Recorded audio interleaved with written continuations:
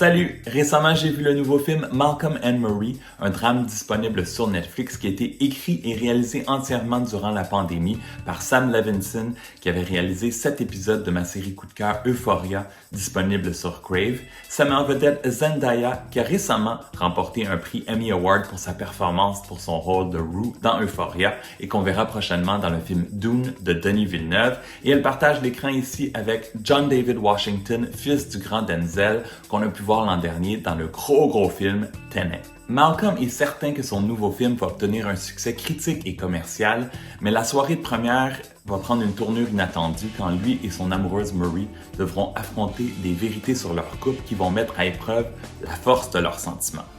You know that I'm thankful. You know that I made a mistake, so why turn it into something more?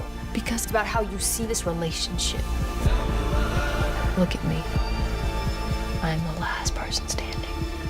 Il y a eu un petit peu de controverse qui a entouré le film dû au fait que 12 ans séparent les deux acteurs, mais selon moi, on a déjà vu pire.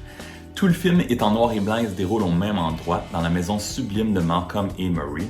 Il y a un côté très pièce de théâtre parce qu'on a seulement 2 personnages, aucun personnage de soutien, aucun figurant. Visuellement, Malcolm and Marie, c'est splendide. Les plans de caméra, la direction photo, la réalisation, la lumière. Il y a un côté aussi très sexy avec le noir et blanc, la musique jazz. On entre vraiment dans la bulle de ce couple pendant une soirée, une nuit, où il y a beaucoup de querelles. Chaque fois qu'on pense que c'est terminé, ça recommence. Ce film est vraiment à voir pour les performances exceptionnelles des 2 acteurs qui ont de très longs dialogues et même monologues. Ils sont excellents, même très convaincants. Il y a un côté très toxique à leur relation, où ils sont très cruels même dans leurs propos. Je dirais que la performance de Zendaya est encore supérieure à celle de John David Washington. Elle a d'ailleurs été nommée au prochain Critics' Choice Awards. Malcolm and Marie est un film très réussi, mais qui est clairement pas pour tout le monde. Ça dure 1h45 et je lui donne 3 étoiles et demie sur 5. Si t'as aimé la vidéo, donne un thumbs up ou un like et dans les commentaires, si t'as vu le film, dis-moi ce que tu en as pensé.